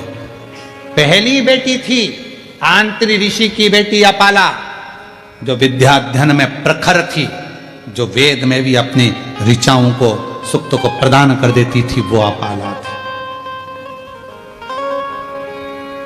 इंद्रदेव ने कैलाश पर्वत पहुंचे, शिव जी तो कैलाश पर मौन होकर बैठे थे। किससे कहें कि अपाला को एक रोग है और अपाला मुझे भजती है और मैं जाऊंगा नीचे उससे मिलने के लिए तो मुझसे वर मांगेगी। मैंने उसको साधना बता दी थी, पर उसके बाद उसका विवाह तो हो गया था, फिर तकलीफ, शरीर में रोग। इंद्रदेव पहुंचे देवादिदेव महादेव के पास में, शंकर भगवान मौन थे, नंदी बैठे थे। नंदी शिव जी की ओर निहार रहे, शंकर जी की, बोले कुछ नहीं। इंद्रदेव ने जाकर अपाला से कहा, अपाला अगर तेरे शरीर में रोग है तो तू भी एक काम कर, कुछ मत कर, शिव जी को निहार। नंदी हमको प्रेरणा देता है। शंकर भगवान के मंदिर में जो नंदी की स्थापना होती है शिव मंदिर के बाहर, वो हमको प्रेरणा देता है कि इधर उधर ना झांकते हुए शंकर पर दृष्टि लगा लो, वो तुम्हारी सृष्टि बदल देगा, वो तुम्हारी जिंदगी बदल देगा। वो नंदी सीख। पर हमारी आदत बुरी है, हम मंदिर जाते हैं तो 10 जगह पर ध्यान लगाते हैं, हम कथा में भी जाएंगे तो 50 जगह हमारा ध्यान जाएगा, अगर मंदिर भी जाएंगे तो 50 जगह ध्यान जाएगा, तीर्थ जाएंगे तो 50 जगह ध्यान जाएगा। यहां तक शिव महापुराण की कथा कहती है कि यदि आप काशी विश्वनाथ जी का दर्शन करने के लिए काशी में पहुंचे हो तो सबसे पहला लक्ष्य तुम्हारा यह होना चाहिए कि मुझे विश्वनाथ जी से मिलना, मुझे बाबा का दर्शन करना। कृष्णेश्वर बेलूल गए हो, मुझे शिव जी का दर्शन करना। मुझे भीमा शंकर गए हो, भीमा शंकर, मेरी मासी के यहाँ बाद में जाऊंगी, दूसरे मंदिर बाद में, पहले सबसे पहले मुझे जाना है तो मेरे बाबा के यहाँ जाना, जिससे मिलने के लिए आई। आप लोगों ने कथा में सुना कि नहीं सुना? हमने एक बार कथा में कहा था कि आपके घर के पास में अगर शंकर जी का मंदिर है, आप वहां जा रही हो ना, आपकी पड़ोसन कितनी भी अच्छी आपकी बेस्ट फ्रेंड है, आपके रिश्तेदार रहते हो, कुछ भी रहता हो, पर आप शंकर जी के मंदिर से जब वापिस आओ तो किसी के दरवाजे पर रुकना नहीं, सीधे अपने घर पर आना। क्योंकि शिव जी को जब जल चढ़ाकर लोटा जो लेकर जाते हो, पानी का लोटा लेकर जाते हो, कलश लेकर जाते हो, एक लोटा जल लेकर जाते हो, जब शंकर भगवान को चढ़ाते हो तो शिव जी ने लक्ष्मी को वर दिया था भगवान नारायण को देने से पहले कि लक्ष्मी, जो मेरे मंदिर में आकर एक लोटा जल चढ़ाएगा उसका पात्र खाली नहीं जाना चाहिए, उस पात्र में तुम बैठकर उसके घर तक जाओगी। अब मालूम पड़े हम पड़ोसी के यहाँ रुक गए, बहन के यहाँ रुक गए, रिश्तेदार के यहाँ रुक गए, नातेदारों के यहाँ रुक गए, वहां बैठकर बात करने लगे, तो अपना जल की जो लक्ष्मी होती है, पात्र की जो लक्ष्मी होती है, वहां रुक जाती है, उस पात्र को लेकर घर तक। कुबरेश्वर धाम पर लोग आते हैं, जितने लोग कुबरेश्वर धाम आते हैं हम उनसे भी कहते हैं कि आप आए हो तो बाबा से मिलने के लिए। ऑटो वाला कहेगा हम तुम्हें यहाँ ले चलेंगे, ऑटो वाला कहेगा, गाड़ी वाला कहेगा हम तुम्हें वहां ले चलेंगे, बहुत सारे मंदिर है, हम यहाँ घुमाए वहां घुमाए, ये करे वो करे। उससे एक बात कर दो, हे भैया मैं मेरे बाप के घर आई हूँ, कुबरेश्वर धाम आई हूँ, अपने मायके आई हूँ, पहले मुझे वहां लेकर चलो, मेरे बाबुल के पास, मेरे पिता के घर, पहले उससे मिलूं।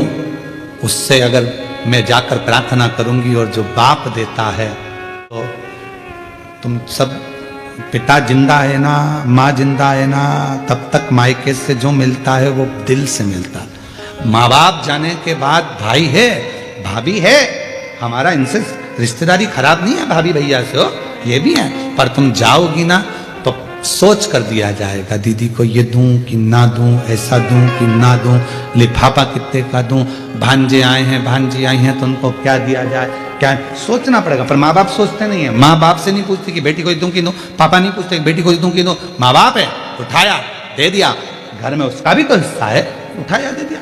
पर माँ बाप के जाने के बाद उसी तरह कुबरेश्वर धाम जो आते हैं वो शंकर भगवान को, कुबेर भंडारी को अपना बाप मानते हैं, मायका मानते हैं कुबरेश्वर धाम को, तो वहां आकर सीधे अपने बाप से कहा जाए, वो कहे ऑटो वाला यहाँ ले चलूँ, मानना ना, मैं मुझे तो मेरे बाबा के घर ले चलो, वहां जाऊंगी, मांगूंगी, वो दे देगा। और तेरे दरबार की बाबा निराली शान तेरी है, तुझे नहीं देखा पर झोली भरी देखी, मुख दुनिया मोड़े बाबा तू मुखड़ा, मैनू लगी परी बाबा तू मुख दुनिया मोड़े बाबा तू मुखड़ा, मेरी जो प्रीत लगी है वो ना टूटे, मुखड़ा दुनिया मोड़े, मोड़ने दो, संसार मुखड़ा मोड़े, मोड़ने दो, नाते रिश्ते छूटे, छूटने दो, पर तू ना छूटे। अंत समय प्रभु और वचन दिया तो निभाना पड़ेगा, तो मुखड़ा है वो ना मोड़ा जाए, शिव कृपा करे, करुणा करे, मुझे नहीं जाना, मैं कहां जाऊं। नंदी हमको प्रेरणा दे रहा है शंकर जी के मंदिर के बाहर बैठ करके, कहीं ध्यान मत दो, शिव पर ध्यान दो, शिव पर ध्यान का बड़ा महत्व है महाराज जी, बहुत ध्यान लगाना इस बात के लिए। मोबाइल पे भी समझ में आ जाता है कि तुम्हारा दिल कहां है। पत्नी पति से बात करती है ना तो कह देती है बात में, मैं तुमसे बात कर रही हूं, तुम्हारा ध्यान कहां है। इतनी दूर वो मायके और तुमसे बात कर रही है तो कह रही है कि तुम्हारा ध्यान कहां है, मैं तुमसे बात कर रहा हूं। फिर पति सूझ में आता है, मैं तेजी तो कर रहा हूं, और मालूम पड़ा था लैपटॉप पे लगा हुआ था, ध्यान वहां था, और काम पे लगा हुआ, मित्रों से गप्पे मारने में लगा, और फोन आ गया पत्नी का। पत्नी तुरंत पहचान जाती बात करने के तरीके से, तुम्हारा ध्यान कहां है। उसी तरह एक लोटा जल तो मंदिर जाके सब चढ़ाते हैं, शंकर जी को मालूम पड़ जाता है कि तुम्हारा ध्यान कहां तुम्हारा ध्यान है। जिसका ध्यान था बाबा उसकी झोली खुशियों से भर देता है। वो कई बहन माता जी कह संतान नहीं, कोई कुछ कहे। एक बहन ने पत्र में लिखा मेरे बेटे के लिए 12 बार पत्र लिख चुकी हूं, धन्य है, आज हाथ में आई गया। मेरा नाम विजया कैलाश बड़गुढ़र है। मैं 12 बार पत्र लिख रही हूं गुरुजी। बड़ा लड़का यूएसए के लिए तैयारी कर रहा था पर हो नहीं पा रहा था, बहुत तकलीफ आई। आखिरी में उसने हिम्मत छोड़ी, पर किसी ने कहा कि वो सियोर वाला महाराज कहता है कि हिम्मत मत हारना, शिव जी के मंदिर जाना, लोटा भर जल चढ़ाना। पार्थिव लिंग का पूजन किया, 6 बजे पूजा कर मंदिर में से 7 बजे आकर बैठी, और तभी बाबा ने ऐसी कृपा कर दी कि मेरा बेटे का सिलेक्शन हो गया और वो नौकरी। आ जाओ बेटा। शिव तत्व इसी को, और जो जैसी भावना काशी वाले लुटा दिया भंडार, काशी वाले लुटा दिया भंडार, काशी वाले कैया मार, काशी वाले। शिव पर ध्यान केंद्रित करो। लोटा भरकर जल सब चढ़ाते हैं, जैसे पत्नी पति से कहते तुम्हारा ध्यान कहां है। शंकर जी समझते हैं तुम्हारे एक लोटे जल को। जिससे रोज रोज मिलते हो ना, उसका व्यवहार सामने आ जाता है। तुम रोज रोज एक लोटा जल चढ़ाते हो, शंकर जी अच्छे से जानते हैं लीलाबाई कैसी है, मेरू प्रसाद कैसा है, क्या मांग रहा है, क्या चाहता है, उसको मालूम है। दिल तो लगाओ, हृदय तो लगाओ शिव जी से। अपाला, इंद्रदेव ने कहा तुमने शिव की साधना करी? हाँ। तब करा? हाँ, मेरा विवाह हुआ, पर ये रोग ठीक नहीं है। इंद्रदेव ने कहा शिव पर ध्यान केंद्रित कर ले। एक दिन अपाला बैठी थी, अब उसका मन कहीं नहीं लगता, क्योंकि दुनिया की दौलत अगर तुम्हारे पास में है और तुम्हारा शरीर अगर ठीक नहीं है तो वो दौलत किसी काम की। प्रथम सुख निरोगी आया।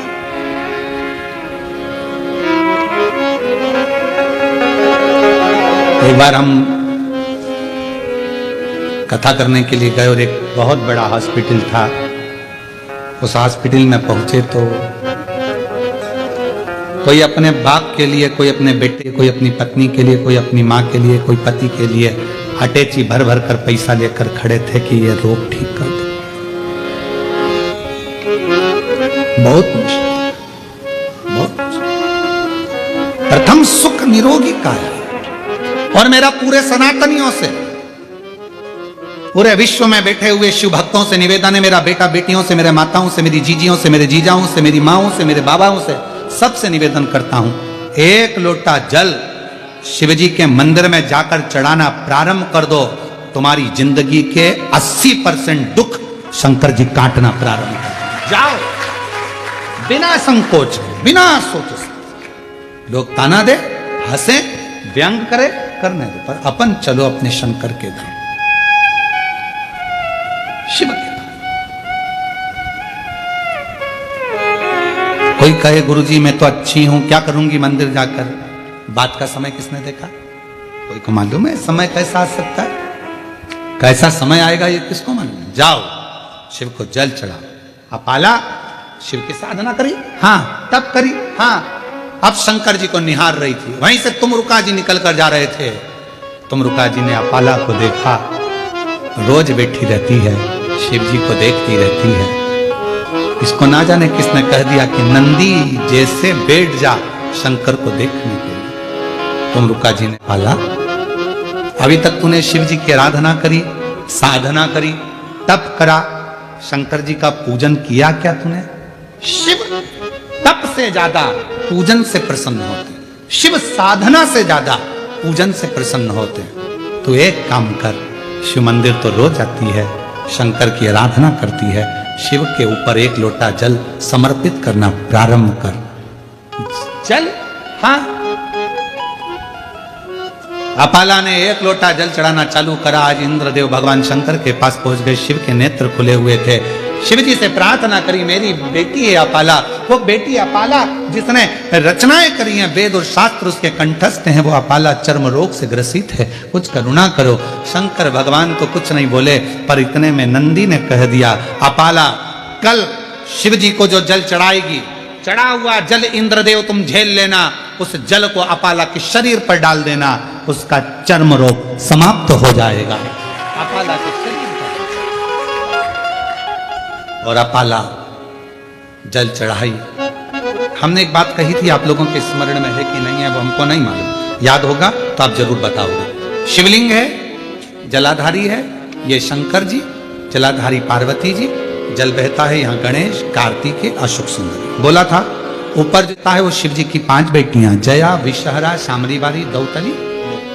जो जल बहकर जाता है, जिसको लांगा नहीं जाता, जहां से जहां तक जल जा रहा है उसकी दूरी पर सबसे पहला स्थान इंद्र का, वरुण, गरुण, 33 कोटि देवता उस जल को लेने के लिए खड़े रहते हैं। ये जल इंद्र ने झेला, ये जल, और वो जल झेल कर इंद्रदेव ने अपाला के शरीर पर डाल दिया। जैसे ही डाला, अपाला समझ नहीं पाई आज हल्की सी पानी की बूंद कहां से। कभी कभी एक थोड़ा सा, अगर जिसकी शिव भक्ति प्रबल हो जाती है, जो शिव जी को बहुत मानने लगता है, शंकर उसको प्रेरणा देते। कभी कभी आप शंकर जी को जल चढ़ा रही होती हो, मंदिर में कोई नहीं होता, तो भी हल्की सी पानी की बूंद तुम्हारे चेहरे पर, शरीर पर आ जाती है, समझ में नहीं आता, कोई नहीं है, पानी का छींटा कहां से आया। तुमने दूसरे से पूछा क्यों जलवृष्टि हो रही है क्या, कोई ने पानी डाला था क्या, कोई ने कूलर चालू करा क्या, कोई ने पंखा चलाया क्या, ये पानी का छींटा मेरे ऊपर कहां से आया। तुम्हें समझ नहीं आता, तुमने जो शिव जी को जल चढ़ाया है, भक्ति से जो मांगा था, इंद्र ने वो ले जाकर तुम्हारे ऊपर इसी सिंचन कर कर तुम्हें दुख से मुक्त करा।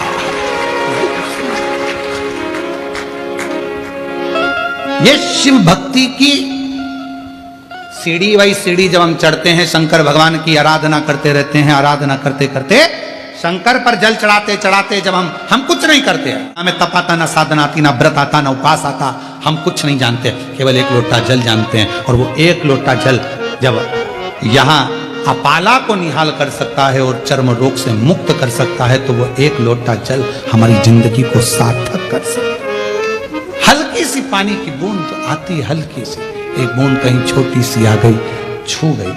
तुम तो जल चढ़ाकर बैठे थे, प्रणाम कर रहे थे, नमन कर रहे थे, शिव मंदिर में थे, कोई नहीं था, फिर भी वो जल कहां से आ गया। वो इंद्र लाता जो जल तुमने शरीर को छुआ।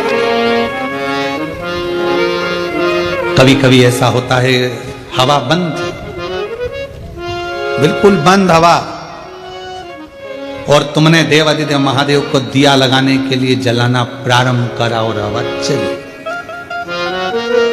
वरुण आया, वरुण आया, वो दीप को बुझाने के लिए नहीं, तुझे आशीर्वाद देने के लिए कि तूने मेरे मंदिर में प्रकाश किया है, तेरी जिंदगी में आज प्रकाश प्राप्त। हम समझ नहीं पाते कि शिव तत्व, हम तो सोचते शंकर जी आएंगे, डमरू लेकर आएंगे, त्रिशूल लेकर आएंगे। अरे ऐसे शंकर जी आ गए तो तुम आटा देकर बिटा कर दोगी, एक कटोरी आटा दे दे इसको, पहचान थोड़ी ना पाओगी। यशोदा मैया भगवान शंकर जी को नहीं पहचान पाई थी। गली गली में शोर मचावे, चले सदा शिव गोकुल, पहचान नहीं पाई। उनको लगा कि कोई आया। रास की लीला में भगवान शंकर को कौन पहचाना, शिव को नहीं जानता। केवल भगवान कृष्ण ही पहचाने थे कि ये गोपी नहीं, ये शिव है। यशोदा जी नहीं पहचान पाई कि ये भगवान है। तो संसार का मनुष्य जब भगवान नहीं पहचान पा रहे, तो हम कैसे पहचानेंगे कि ये भगवान है। दिया लगा रही हो, हवा का झोंका, तुमने बेलपत्र चढ़ाई, चढ़ाते से पीछे से कोई आई, बेलपत्र को उठाया, नीचे रख दिया, जल चढ़ा दिया, तुम नाराज हो रही हो। नहीं, शिव का गण है भंगी, एक क्षण के लिए आता है, शिव जी पर जो चढ़ा होता है वो उठाकर पार्वती जी को दे जाता है, जलाधारी पर रख देता है, जल चढ़ाता है और निकल जाता है। तुम उसका चेहरा ही देखते, कौन थी? मैंने अब भी चढ़ाई और जी उठा के रख दी, अब तुम गुस्सा हो रही, मैंने चढ़ाई, तूने पूरा श्रृंगार बिगाड़ दिया। नहीं, भृंगी का काम ही यही है, आता है एक क्षण में शिव जी से मिलने के लिए। क्या क्या करा था? आपने भृंगी की कथा सुनी होगी, क्या करा था? पार्वती जी पास में बैठी थी, तो उसने देखा मैं पार्वती जी की परिक्रमा नहीं करूंगा, मैं तो शंकर जी को मानता हूं, तो बीच में से निकलने लगा, तो पार्वती जी और खसक गई। भृंगी को लगा और पास में आके, तो भंवरे का रूप रखकर बीच में से निकलने लगा, पार्वती जी गोदी में आके बैठ गई शंकर जी। अब भृंगी को लगा परिक्रमा कैसे करूं, तो बीच में से निकल रहा था, पार्वती जी ने उसको रोक दिया। रोक। तब से भृंगी ने हाथ जोड़कर कहा, जो तुम पर शिव जी पर रहेगा सब पार्वती जी को मिलेगा, क्षमा करना माँ। भृंगी का काम कैसी कई माताएं आती हैं, पूजन करते करते में वहां कर बेलपत्री चढ़ी थी, सब उतार कर नीचे रख दी, जल चढ़ाया, वो चली गई त्रिपुंड लगाकर, हम गुस्सा हो गए, बताओ मैंने तो अभी पूजन करी थी, अब भी हाल, जल चढ़ाया, अब भी हाल, बेलपत्री चढ़ाई। अरे आई क्यों? तेरे टाइम पर क्यों? रोज तो लेट आती थी जब तू चली जाती थी, आज तेरे टाइम पे आई है, मतलब वो नहीं आई है, भृंगी आया उसके रूप में और चढ़ाकर चले गया है, स्वीकार करा है, स्वीकार। हम पहचान नहीं पाते। अपाला रोग मुक्त हो गई, शरीर का रोग, चर्म रोग समाप्त हो गया। शिव का चढ़ा हुआ जल हमारे कई रोगों को समाप्त कर दिया। पति को मालूम पड़ा कि मेरी, प्रशाश्वा को मालूम पड़ा कि मेरा पत्नी ठीक हो गई, वो आ गया, उसको लेकर चला। समय आया, आगे कथा कहती है, देवराज नाम का ब्राह्मण शिव मंदिर में प्राणों को बेलपत्र के वृक्ष के नीचे त्याग देता है, शरीर छूट जाता है, शिव उसको ले जाते हैं। बिंदुक नाम का ब्राह्मण, जिसकी धर्म पत्नी चंचुला देवी, पति के प्राण त्यागने पर उसके लिए भगवान देवादिदेव महादेव ईश्वर गोरा बनते हैं और तुमरुका जी कथा कहते हैं, और ईश्वर गोरा कथा को श्रवण करने के लिए आनंद से जा रहे हैं। जोरदार ताली बजाएं ईश्वर गोरा जी के लिए।